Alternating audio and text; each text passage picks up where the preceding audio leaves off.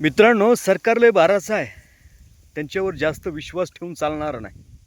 आपण जर विचार केला तर गेल्या 11 महिन्यापूर्वी म्हणजे एकनाथ शिंदेंच्या काळामध्ये युवा कार्यप्रशिक्षणार्थी विद्यार्थ्यांना त्यांची नेमणूक करण्यात आली. फॉर्म मीही भरला होता. परंतु आमचं दुर्भाग्य की त्याच्यामध्ये आमची चिठ्ठी निघाली नाही. दुसऱ्याची चिठ्ठ्या काढून काढली होती पोरं. दुसऱ्याची चिठ्ठी निघाली, तो लागला. आणि यामध्ये पोरांना वाटलं की काहीतरी प्रशिक्षण देऊन आपल्याला कुठेतरी सेटल करतील, आपल्याला काहीतरी रोजगार उपलब्ध करून देतील. परंतु तसं नव्हतं. ते त्यांना निवडणूक जिंकायची होती. हे निवडणुकीपूर्वी केलेला एक जुमला होता.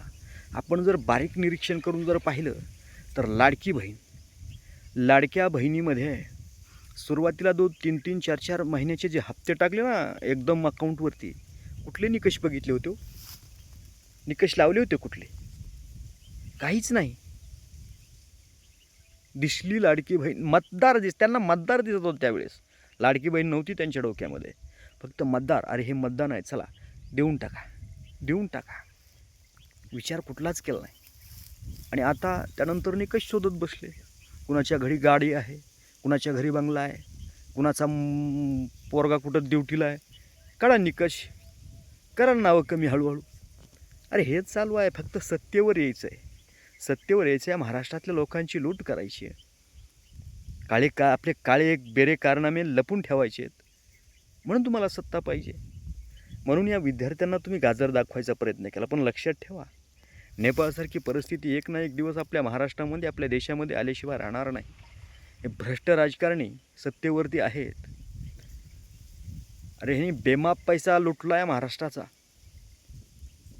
आणि ह्या विद्यार्थ्यांचा आक्रोश बघून त्यांना काही वाटत नसेल.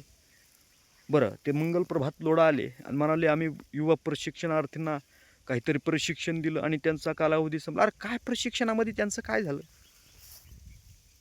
म्हणजे प्रशिक्षण दिलं, कुठलं कौशल्य त्यांनी आत्मसात केलं का, कुठलं विकसित केलं, काय केलं? एक जिल्हा परिषदला एक पोरगा दिला, एक मुलगी दिली किंवा मुलगा दिला, त्यानंतर ग्रामपंचायतमध्ये एक. काय प्रशिक्षण? काही नाही. हे फक्त या योजनेच्या नावाखाली तुम्हाला मतदान पाहिजे होतं. आणि ते मतदान घेण्यासाठी तुम्ही असले काहीतरी नाटकं केले, नौटंकी केली, निवडणुकीपुरता काहीतरी जुमला केला आणि बस दिलं सोडून वाऱ्यावरती. बसा बोंबलत आता विद्यार्थी, युवा कार्य प्रशिक्षणार्थी, बेरोजगार म्हणून. झाले त्यांचे 11 महिने तर बोंबलत गेले. त्याच्यावरती कुठलंही काही